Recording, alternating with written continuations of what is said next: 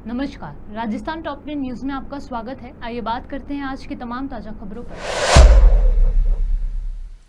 प्रदेश की जनता को राहत देने का काम मुख्यमंत्री भजनलाल शर्मा निरंतर करते आ रहे हैं। प्रदेश को आगे बढ़ाने के लिए समाज सेवियों का आगे आना जरूरी होगा, जिससे प्रदेश एक अग्रिम पंक्ति में खड़ा हो।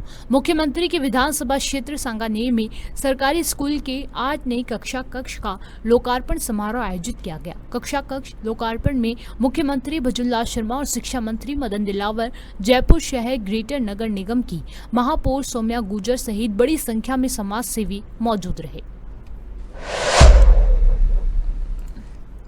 कोलकाता में ट्रेनी महिला डॉक्टर के साथ दुष्कर्म और हत्या की घटना के खिलाफ देश भर में आंदोलन के समर्थन में हड़ताल कर रहे राजस्थान के रेजिडेंट डॉक्टरों ने 11 दिन बाद अपनी हड़ताल समाप्त कर दी। Jaipur association of resident doctors के अध्यक्ष डॉक्टर मनोहर सियोल ने कहा कि गुरुवार रात एक बैठक में सुप्रीम कोर्ट एवं राज्य सरकार के आश्वासन के बाद हड़ताल वापस लेने का फैसला लिया गया। शुक्रवार सुबह सभी डॉक्टर्स पहले की तरह अपने अपने काम पर जाएंगे। इस फैसले के चलते राजस्थान के लगभग सभी अस्पतालों में मरीजों की लंबी लंबी कतारें देखने को मिल सकती हैं। लोकसभा अध्यक्ष ओम बिरला गुरुवार को बूंदी दौरे पर रहे। लोकसभा अध्यक्ष ने बूंदी सर्किट हाउस में जनसुनवाई की। जनसुनवाई में बड़ी संख्या में लोगों ने अपनी समस्याओं से बिरला को अवगत करवाया। जनसुनवाई के दौरान लोकसभा अध्यक्ष ने प्रशासनिक अधिकारियों को आमजन की समस्याओं के संबंध में समाधान के निर्देश दिए। स्थानीय जनप्रतिनिधियों ने बिरला को बाजारों में जलभराव व विकास कार्यों से जुड़े विषय बताए। बिरला ने आश्वस्त किया कि बूंदी की सभी समस्याओं का स्थायी समाधान होगा और कार्य योजना बनाकर शहर का समग्र विकास करेंगे। राजस्थान बीजेपी के नए प्रदेश प्रभारी राधा मोहन अग्रवाल ने तेवर दिखा दिए हैं। दरअसल विधानसभा उपचुनाव की तैयारियों के संबंध में आयोजित बैठक में पूर्व नेता प्रतिपक्ष राजेंद्र राठौड़ के बीजेपी की बैठक बीच में छोड़कर चले जाने पर प्रदेश प्रभारी राधा मोहन दास अग्रवाल नाराज हो गए हैं। प्रभारी ने रिपोर्ट मांगी है, इससे सियासत गर्मा गई है। आदरणीय अध्यक्ष महोदय डोटासरा साहब, बड़े भाई हरीश जी, सभी विधायकगण, सभी सम्मानित मंच और मेरे संसद में साथी मुरारी जी, ये पहला मौका है जो मैं हमारे बीच में खड़ा हूं, पर मैं बहुत बहुत धन्यवाद देना चाहता हूं आज आप सभी लोगों का, आपका सबका साथ दिया और एक ऐतिहासिक जीत राजस्थान के अंदर तुम लोग लेके आए हैं। मैं कांग्रेस के सभी कार्यकर्ताओं का भी बहुत बहुत धन्यवाद देना चाहूंगा। मंच को फायदा लेना चाहूँ, थोड़ा सा मैं ही मेरी बात कह दूं, क्योंकि काका की खाद मिटाने खालसाना को बहुत बहुत साथ मिले रहा है। सबको धन्यवाद है और डोटासरा साहब आपका भी बहुत बहुत धन्यवाद है। बहुत मजबूती के साथ एक चुनाव लड़ा था अपन ने और जिस एग्रेसिवनेस के साथ में आज इस देश के अंदर एक विपक्ष की जरूरत है और उस रूप में अपन काम कर रहे हैं। विधानसभा के अंदर भी आज कांग्रेस की जो परफॉर्मेंस है, इसकी चर्चा दिल्ली तक ही नहीं, देश के अलग अलग कोने के अंदर है कि आज विपक्ष इतना मजबूत है कि सत्ता पक्ष के मंत्रियों के पास और मुख्यमंत्री तक के पास जवाब तक भी नहीं। ये अपन लोगों की सबसे बड़ी कामयाबी है, मैं मानता हूं, और ये जागरूक नेतृत्व की सबसे बड़ी पहचान होती है और कार्यकर्ताओं की मजबूती होती है। हमारे सभी विधायकों का भी बहुत बहुत धन्यवाद देता हूं मैं, जिनकी फील्ड पे बहुत अच्छी पकड़ है और उसके कारण ऐसे इश्यूज को रेज कर पा रहे हैं। मैं आज के इस मुद्दे पर इतना ही कहना चाहूंगा, देश के अंदर जब से हिंडनबर्ग की रिपोर्ट आई है और अभी जो लेटेस्ट खुलासे हुए हैं, इन खुलासों के बाद में एक आम आदमी बड़ा चिंतित है इस बात को लेकर, जो सेबी के मेन मुखिया हैं, अगर उनका भी नाम, आपने एक चीज महसूस करी कि पिछले कुछ सालों के अंदर काफी लोगों का पैसा आज की तारीख में स्टॉक मार्केट के अंदर, म्यूचुअल फंड्स के अंदर बहुत से लोगों का हर महीने टू महीना बढ़ता जा रहा है। ऐसे के अंदर इतनी बड़ी संस्था के अगर मुखिया और उनके पति का नाम ऐसे रिपोर्ट्स में आना, ये मैं समझता हूं देश के साथ में बैठे हुए करोड़ों निवेशकों के लिए बहुत चिंता का विषय है। और बहुत सही मुद्दे को लेकर आज कांग्रेस पार्टी और राहुल गांधी जी के नेतृत्व में हम जो धरना प्रदर्शन कर रहे हैं, ये सिर्फ एक पॉलिटिकल पॉइंट भी नहीं है, ये उन हजारों करोड़ों निवेशकों का आने वाले पैसे का भविष्य का सबसे बड़ा मुद्दा है, जिसको मैं उठाना बहुत बड़ी जरूरत थी। और मैं डोटासरा साहब का बहुत बहुत धन्यवाद करता हूं कि जयपुर के अंदर आपने इसकी शुरुआत करी है। आपका आदेश मिलेगा तो ये जिले भर तक जाएगी और ये आवाज उठनी चाहिए और एक बहुत सही सोच के साथ में ऐसे माहौल में जहां पे हर एक एजेंसी को जेल में डाल के उसका मिसयूज किया जा रहा हो, एक ज्वाइंट पार्लियामेंट्री कमेटी का गठन होना बहुत जरूरी है। और ये मांग को लेकर आज कांग्रेस पूरे मजबूती के साथ राजस्थान का हमारे सभी एमएलए एमपी सब आए हैं और आपकी अध्यक्षता में प्रोग्राम हो रहा है। हम सब इसकी डिमांड करते हैं और मैं समझता हूं कि सरकार को मजबूर होना पड़ेगा। हालांकि सरकार पिछले 2 महीना में 3 बार तो मजबूर हो चुकी है कि घुटना गबल आई है और गला सरकों पड़े हैं और बहुत से ऐसे मुद्दे और निकल के आएंगे। आज का विपक्ष इतना मजबूत है कि लोकसभा में जब कोई बात चलती है तो मैं समझता हूं जो एक मुट्ठी बंद मजबूती दिखती है, उसका फर्क आने वाले समय के अंदर देश की नीति में भी फर्क पड़ेगा। सरकार को झुकना पड़ेगा ऐसे हर उस नीति के साथ में जहां उनकी मंशा छुपी भी होती है, क्लैरिटी नहीं होती, उन हर हम इश्यूज के ऊपर फोकस होकर चलेंगे। इन बीते हुए महीनों के अंदर किसान की बात जरूर करूंगा। जो हालत राजस्थान के अंदर बदलदार सरकार ने बना दी किसानों की, इसके बारे में जितना बोला जाए तो कम। चुनाव में वोट मांगने आए थे, मुरारी जी भी आए, पता है हमको बात का। ईआरसीपी के नाम पे वोट मांगे गए और चूरू लोकसभा क्षेत्र जो शेखावटी बेल्ट हमारा पूरा चूरू झुंझुनू सीकर तीनों के अंदर यमुना लिंक समझौते और ये वादा किया गया कि यमुना का पानी लेके आएंगे। अचंभे की बात है लेकिन राजस्थान की सरकार के बजट में न भारत सरकार के बजट में कहीं पर भी इसकी चर्चा तक भी नहीं हुई। और अब मुख्यमंत्री कहते हैं कि कोई टूटी को पानी छोड़ना तो आजा को टाइम लगे तो टाइम लगे तो मुख्यमंत्री महोदय आपने तो आनंद फानंद में दिल्ली में मीटिंग करी और दिल्ली में मीटिंग करके हैंडटून आप तो जिलों में निकल पड़े थे और क्लेम करने लगे थे कि पीने का पानी सिंचाई का पानी यमुना लिंक के मार्फत से आ जाएगा। एक पैसे का भी आवंटन नहीं किया गया दोनों बजटों के अंदर। चाहे स्टेट का बजट हो, चाहे सेंटर का बजट हो, आप किसानों को बेवकूफ बनाने का काम करते हो और इसी के कारण राजस्थान की जनता ने आपको करारा जवाब इस चुनाव के अंदर देने का काम किया है। आज बिजली की हालत क्या है, छोटा सा साहब मैं बताना चाहता हूं। शेखावटी बेल्ट में हम झींगा मछली पालन करते हैं। झींगा मछली पालन के अंदर आज राजस्थान का शेखावटी एरिया और जहां पर भी खारा पानी है, हम बहुत अग्रणी भूमिका निभा सकते हैं। पर हमारी मजबूरी है बिजली की दरें वो इस कदर बढ़ती जा रही है कि पिछले 3 महीनों के अंदर 150 से ऊपर पौंड बंद हो गए राजस्थान के चूरू जिले के अंदर और वो पौंड बंद होकर हरियाणा चले गए और इसके ऊपर भी आलम रुका नहीं। इसी सरकार के अधिकारियों ने बिजली विभाग के अंदर चूरू के अंदर किसानों के आपने पेनल्टियों के नाम तो सुने होंगे कि पेनल्टी कब्जा है, पर 50,000 लाख 1.5 लाख की तो पेनल्टी सुनी हुई थी। चूरू लोकसभा क्षेत्र के अंदर किसानों ने झींगा मछली पालन का काम किया, किसानों के पेनल्टियां कटी है। अध्यक्ष महोदय सुनकर चंबा करोगे 38 लाख 47 लाख 56 लाख की पेनल्टी काटने का काम किया है तो इस बदलाव की सरकार ने काम किया है। ऐसे में क्या किसान जिंदा रह पाएगा? 56 लाख की पेनल्टी आप काट रहे हो, किसान को मारने का काम कर रहे हो। ये किसान और किसानी जिस दिन जागेगी, 5 साल का समय बहुत दूर है। बदलाव सरकार को मैं कहना चाहता हूं बहुत जल्द तख्ता पलट कर दिया जाएगा अगर आप इस रूट पर चलते रहे तो।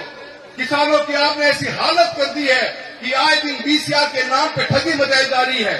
बीमा आज 1 साल ऊपर हो गया। कांग्रेस के घोषणा पत्र में बात साफ कही गई थी कि हम 30 दिन से लेकर अंदर किसान का बीमा का क्लेम डिस्बर्स कर देंगे। आज चूरू लोकसभा का ही नहीं पूरे राजस्थान का बता देता हूं, 2023 खरीफ का पूरा बीमा 1 साल हो गया, आज तक मिला नहीं है। और राजस्थान सरकार के अंदर में हालत यह है कि अधिकारी और मंत्री दोनों स्वयं हैं और भारत सरकार के मंत्री तो ये तक कहते हैं कि अगर किसान को बीमा टाइम पे नहीं मिला तो 12% ब्याज देंगे। 12%। क्या भजनलाल सरकार 12% ब्याज देने को तैयार है किसान को? मंच पे हाँ भरिए, अपनी प्रेस कॉन्फ्रेंस में हाँ भरिए। हम घर किसान ठोकरे खा रहे हैं, धरना प्रदर्शन कर रहा है, बीमा क्लेम आ नहीं रहा। मैं बहुत से ऐसे मुद्दे जिन मुद्दों पे हम बात कर सकते हैं, पर मैं इतना ही कहना चाहूंगा, मेरे कांग्रेस के परिवार के मैं एक हिस्सा बना हूं। आप सबके साथ में मिलकर लड़ाई लड़नी पड़ेगी, लंबी लड़ाई लड़नी पड़ेगी। और जब आप मुझे याद करें साथी के रूप में अमित शाह का भाई खड़ा आगे तैयार मिलेगा और मजबूती के साथ आवाज उठाएंगे, लड़ेंगे किसान के लिए, किसानी के लिए और हर उस मुद्दे के ऊपर जहां पे ये राजस्थान की सरकार और भारतीय जनता पार्टी की जो मजबूत सरकार बना के दिल्ली में बैठे रहे लोग, ये इन लोगों को भी हम करारा जवाब देना काम करेंगे और हर उस मुद्दे के ऊपर मजबूती से अपनी बात को रखेंगे। और आज हम इस ईडी के ऑफिस के आगे धरना कर रहे हैं, जेपीसी की डिमांड कर रहे हैं। ये बहुत बड़ा घोटाला है। जब तक जेपीसी नहीं होगी, पलने से ही पलटे नहीं जाएंगे। यूं ही कोई बात नहीं हो सकती। जो आज मीडिया को कंट्रोल तो कर लिया गया है, पर बहुत से पन्ने पलटने बाकी हैं। और जेपीसी एक ऐसी बॉडी है, ज्वाइंट पार्लियामेंट्री कमेटी, जिसकी वो ताकत है जिन पन्नों को पलटेगी और इस दूध का दूध और पानी का पानी करेगी कि कितने करोड़ रुपए का भ्रष्टाचार इस हिडनबर्ग की रिपोर्ट में छुपा हुआ है। और अडानी जैसी कंपनियां, जिन कंपनियों के नाम के ऊपर जो हमारे को आज तो मंच पर तो नाम नहीं इसका, वरना हमारे राहुल गांधी जी ने एक बहुत नाम ठीक दिया था, A2 को इलाज या जेपीसी कर्ज का है। और ये हमारी डिमांड बहुत मजबूती से अपना सारण रखनी है। सबने आप यहाँ पे आए हो, मुझे बोलने का मौका दिया है, सभी का मैं बहुत बहुत धन्यवाद करता हूँ। हिरण नहीं, हमारे बच्चों को मारा है। इन नारों के साथ श्रीगंगानगर में लगातार बवाल हो रहा है। पिछले 48 घंटे से बीकानेर अमृतसर नेशनल हाईवे को जाम कर रहे ये लोग बिश्नोई समाज के, जो हिरणों के शिकार के बाद आग बबूला हो उठे हैं। और श्रीगंगानगर में ये शिकार लगातार हो रहा है। 12 बार एसपी के साथ मीटिंग हुई, डीएम से मीटिंग हुई, पुलिस से भी मीटिंग हुई, लेकिन सरकार के लोग बस मीटिंग खेल रहे हैं और समाज के लोग झेल रहे हैं। बिश्नोई समाज की मांग है कि राजस्थान में हिरणों का शिकार बंद हो, वो भी पूरी तरह। अब एक भी हिरण मरना नहीं चाहिए, साथ ही उनकी सुरक्षा के लिए कड़ा कानून बने और तो और श्रीगंगानगर रेंज की पूरी टीम को फौरन हटाया जाए। आज अल सुबह धार्मिक यात्रा पर निकली बस मारोठा गांव में पलटकर खाई में गिर गई। हादसे में 2 लोगों की मौके पर ही मौत हो गई और लगभग आधा दर्जन लोग घायल हो गए। ये लोग चित्तौड़गढ़ से धार्मिक यात्रा पर खाटू श्याम जी जा रहे थे। जानकारी के अनुसार मारोठ गांव के पास अचानक गाड़ी के पिछले पहिए में खराबी आने के कारण बस पलट गई और देखते ही देखते चीख पुकार मच गई। हादसे में बस में सवार 2 यात्रियों की अंदर ही दब जाने के कारण दब घुटने से मौत हो गई और लगभग 6 यात्री घायल हो गए। घटना की जानकारी मिलने के बाद आसपास के ग्रामीणों ने मारोठ थाना पुलिस को फोन करके मौके पर बुलाया और जेसीबी की मदद से बस को सीधा करके घायलों को अस्पताल भेजा गया। पेशेंट की डेथ हुई और 18 लोग घायल, 6 लोगों को जयपुर रेफर किया गया, बाकी का इलाज यहीं मारोठ चिकित्सालय में चल रहा है। जरिए टेलीफोन इतला मिली कि एक बस चित्तौड़गढ़ से खाटू श्याम जी जा रही थी, जो पेट्रोल पंप से और माराथुरा के बीच में अचानक पलटी खाने से उसमें 2 व्यक्ति दब गए थे, कुछ लोग घायल हो गए थे। जिन उप इतला पर मौके पर पहुंचे, वह घायल व्यक्तियों को एम्बुलेंस की सहायता से राजकीय चिकित्सालय मारोठ पहुंचाया गया। वह 2 व्यक्ति जो नीचे दबे हुए थे, उनको नीचे पब्लिक की सहायता से निकाल कर और जो देखा गया तो मृत उनको नावा चिकित्सालय भेजा गया, जहाँ पर डॉक्टर साहब ने उनको मृत घोषित कर दिया। खाटू श्याम चित्तौड़ से हम सुरसुर आए, सुरसुर से खाटू श्याम जा रहे दर्शन करने के लिए, तो रास्ते में आता तो पत्ता टूट गया इसका। राजस्थान सरकार की बजट घोषणा वर्ष 2024 से 25 की अनुपालना में राजस्थान में मुख्यमंत्री आयुष्मान जीवन रक्षा योजना लागू की गई है।